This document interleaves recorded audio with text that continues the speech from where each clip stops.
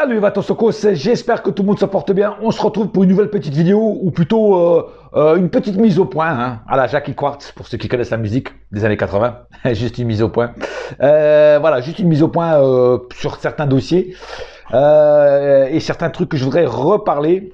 Bon, on va commencer par Galtier, évidemment. Galtier, apparemment, voilà, c'est pratiquement officiel. Ça sera donc le prochain coach du PSG, ce sera Galtier. Donc pour moi, un entraîneur par défaut, parce qu'on n'a pas pu avoir Zidane, ou on n'a pas pu avoir aussi d'autres coachs peut-être. Des Conte ont refusé, peut-être d'autres ont refusé, on ne sait pas. Mais en tout cas, on se retrouve avec Galtier. Alors moi, permettez-moi d'être pessimiste. J'ai le droit, j'ai le droit d'être pessimiste. J'attends pour voir, tout simplement, j'attends pour voir. Alors je dis pas qu'il fera pas du sale, je dis pas qu'il va pas réussir son coup.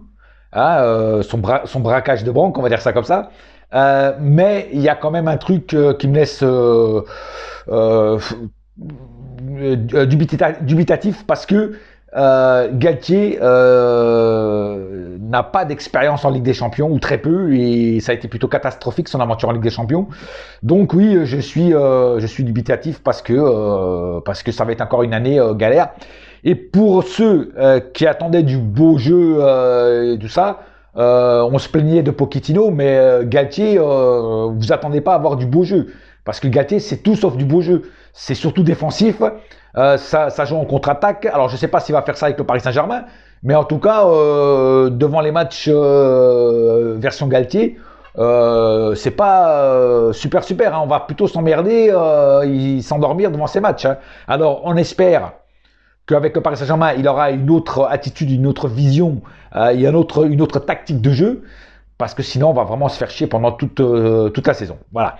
Alors, on va lui laisser sa chance, comme disent beaucoup, et j'attends de voir. Et Galtier, juste un mot, fais-moi fermer ma bouche et faire mon mea culpa sur toi, parce que pour l'instant, je ne crois pas trop en toi. Alors, fais-moi mentir. Parce que voilà, et peut-être que toi tu vas peut-être nous ramener j'allais dire la Coupe du Monde, la Ligue des Champions, on sait jamais. Des fois, c'est avec les gens qu'on n'entend rien du tout, qu'on attend le moins, c'est avec eux qu'on a des belles surprises. Bon, on verra bien. En tout cas, bonne chance à toi en tout cas, Galtier. Et puis j'attends de voir aussi ton coaching avec les starlets type Neymar, Messi, Mbappé et compagnie, et Ramos et tout ça. Alors, il y a des rumeurs comme quoi le PSG veut se débarrasser de Neymar. Neymar, lui, dit qu'il veut rester. En plus, là, son contrat est automatiquement, un peu comme Paredes, est automatiquement, à partir, je crois que du 1er juillet, est automatiquement renouvelé jusqu'en 2027. C'est-à-dire jusqu'à l'âge, il aura 35 ans, je crois, un truc comme ça, tu vois. Donc, ça va être quand même chaud pour le faire bouger et chaud pour le vendre. Pourquoi? Parce que déjà, hygiène de vie de merde, les autres coachs, les autres présidents de club voient les matchs qu'il fait, c'est-à-dire les demi-saisons, et en plus, salaire exorbitant. Qui va payer le salaire qu'à Neymar? À moins que lui fasse baisser son salaire, que je n'y crois pas une seconde, il ne voudra pas baisser son salaire. Qui va payer un gros salaire à ce joueur-là? Il y a des clubs qui peuvent le payer, mais ils n'en veulent pas de ce joueur. Des City, des United et tout ça, ils ont les moyens de payer le salaire qu'il veut. Le problème, c'est que ce type de joueur ne l'intéresse pas, parce qu'il voit bien ce qu'il fait au PSG, et donc ils vont pas prendre un boulet comme joueur, surtout avec un montant de salaire comme ça, quoi. Voilà. Donc ça va être quand même compliqué à se débarrasser de Neymar. Voilà. Maintenant, je voulais parler un petit peu de Nasser, pas par rapport à ce qu'il a dit la dernière fois, parce que ça j'ai pratiquement tout dit. J'ai appris tout à l'heure, il y a quelques heures, et c'est pour ça que j'ai mis ce maillot là, parce que c'est les couleurs du Qatar, le violet, donc un peu en honneur de notre président. Sur ce qu'il a dit, il y avait beaucoup de choses où j'étais pas d'accord avec lui, mais là il faut quand même le féliciter surtout. Et Nasser donc a été en jugement pour des affaires soi-disant de corruption et je sais pas quoi, enfin des dossiers un peu bizarres comme ça. Et la justice a tranché et Nasser est sorti blanc comme neige. Voilà, ils ont rien trouvé. Comment dire, ils ont rien trouvé de spécial sur lui, ni de corruption, ni de dossier chaud ou patate. Donc tant mieux. Et félicitations à lui et surtout félicitations à ses très bons avocats. Tebas, c'est pas encore maintenant que tu vas abattre notre président. Et donc la plainte que tu as mis il y a pas longtemps, excuse-moi, mais celle-là, elle va tomber dans l'oubli et puis toi, tu vas passer encore pour un con. Enfin bref. En tout cas, bravo à ton Nasser pour t'avoir sorti de ce pétrin, voilà. Et je suis content pour toi. Et t'as lavé ton nom et en plus le PSG en ressort que glorieux par rapport à ça. Maintenant, parlons des derniers dossiers comme Renato Sanchez. Alors, Renato Sanchez, la piste est de plus en plus chaude. Apparemment, le joueur maintenant veut venir à Paris. Et le PSG aurait proposé 10 millions, j'allais dire de dollars, non, 10 millions d'euros. Alors, Lille en veut un peu plus, voudrait le vendre un peu plus cher. Alors, je ne sais pas combien Lille en veut, peut-être 25. Bon, je pense que si c'est 25, ça va se concrétiser aux alentours de 15-20 millions. Je pense pas que le PSG va donner plus d'euros que pour ce joueur. Je pense que ça va donner entre 15 et 20 millions, vu qu'il est jeune, c'est vrai, mais comme il est souvent blessé, sa cote a baissé et donc on peut l'avoir pour moins cher. Donc on va attendre pour voir. Vitinha sera officialisé, pareil pour Renato Sanchez, normalement courant de la semaine prochaine. En tout cas, c'est ce qui se dit. Attention, info à prendre avec des pincettes. Skriniar, pareil. Skriniar, la piste est toujours très chaude.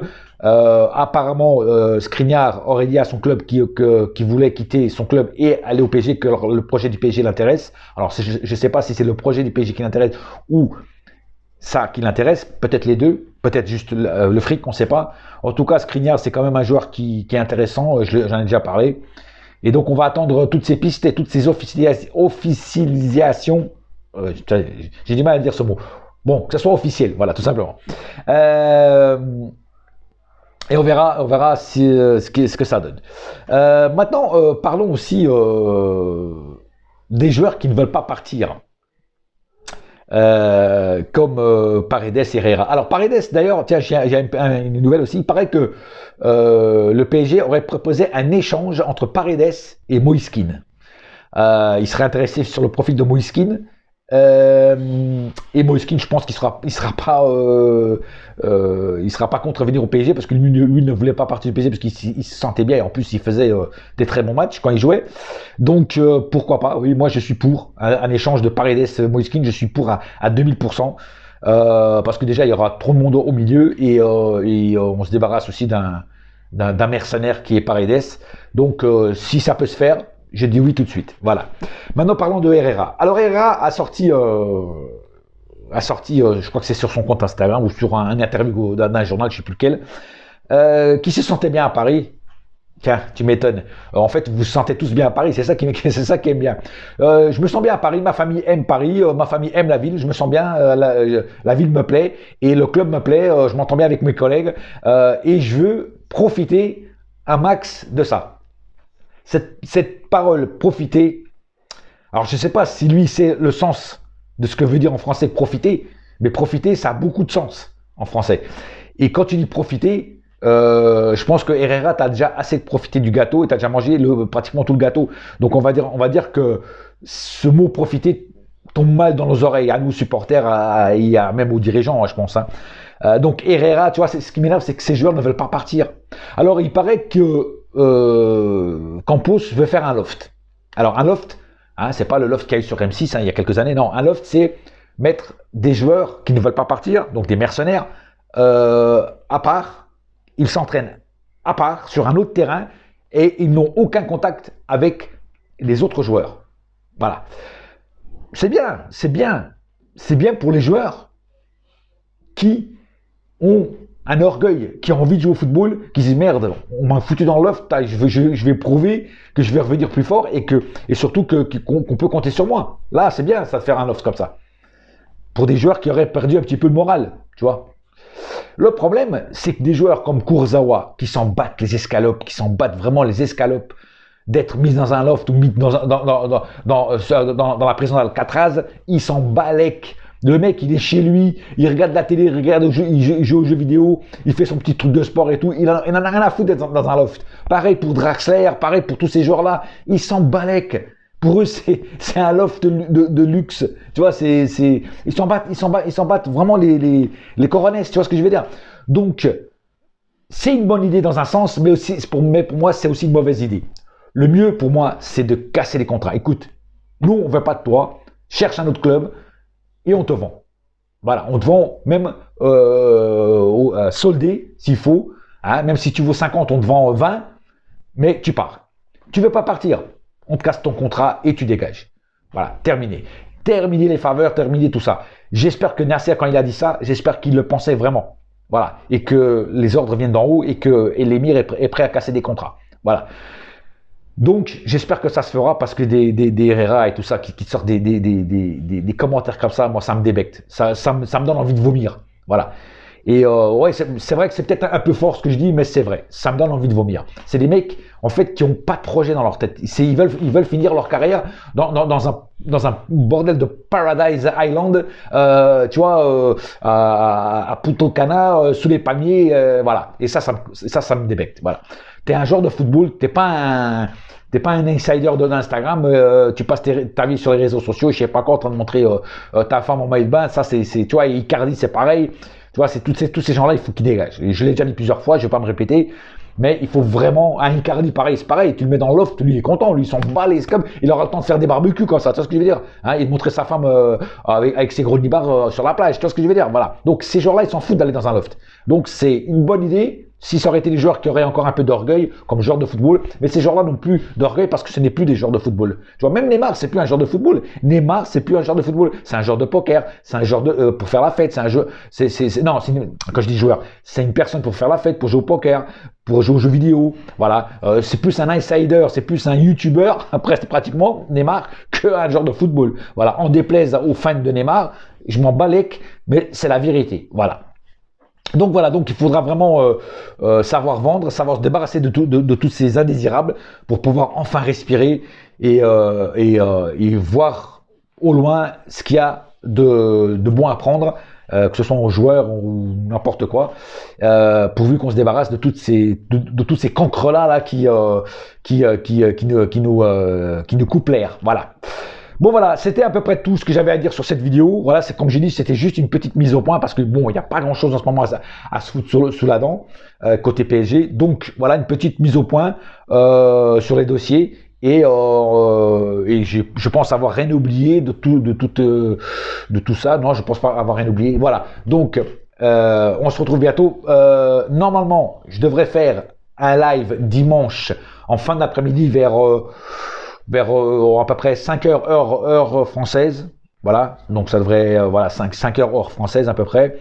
À peu près, hein, peut-être plus tard. Mais soyez attentifs, de toute façon, ceux qui sont abonnés à ma chaîne, vous allez recevoir et qui ont activé la petite cloche vont recevoir une notification comme quoi je suis en live. C'est pour ça que c'est très important d'activer la petite cloche. Je ne le dis pas, je le dis pratiquement jamais parce que j'aime pas dire aux gens ce qu'ils doivent faire. Mais c'est vrai que si vous voulez recevoir des notifications de nouvelles vidéos ou quand je suis en live, des fois ils me disent « Ah, j'ai loupé ton live, j'ai pas reçu une notification. » Et je leur demande « T'as activé la petite clochette ?» Ah non, bah voilà. Si tu actives la petite clochette et tu mets toutes les notifications, là tu recevras toutes les notifications, que ce soit des lives ou des nouvelles vidéos. Tu recevras tout ce que je fais sur ma chaîne YouTube. Voilà. Sur ce, j'ai pas plus à dire. Donc on se retrouve donc normalement dimanche, s'il n'y a pas d'imprévu. Si vous voyez que je me connecte pas à peu près à ces heures-là, c'est-à-dire qu'il y a eu un imprévu et que je peux pas faire le live. Mais normalement, s'il n'y a pas d'imprévu, je ferai normalement le dernier live avant la reprise. Non, ça devrait être le dernier live, petit live avant la reprise, parce que je pense pas qu'après j'aurai le temps. Surtout que là, mes horaires de taf vont changer. Et voilà, en été, mes horaires changent parce qu'il y a beaucoup de gens en vacances et j'ai beaucoup de collègues en vacances. Donc, je suis obligé de les remplacer. Donc, mais comme toutes les années et tous les étés, je serai débordé de boulot.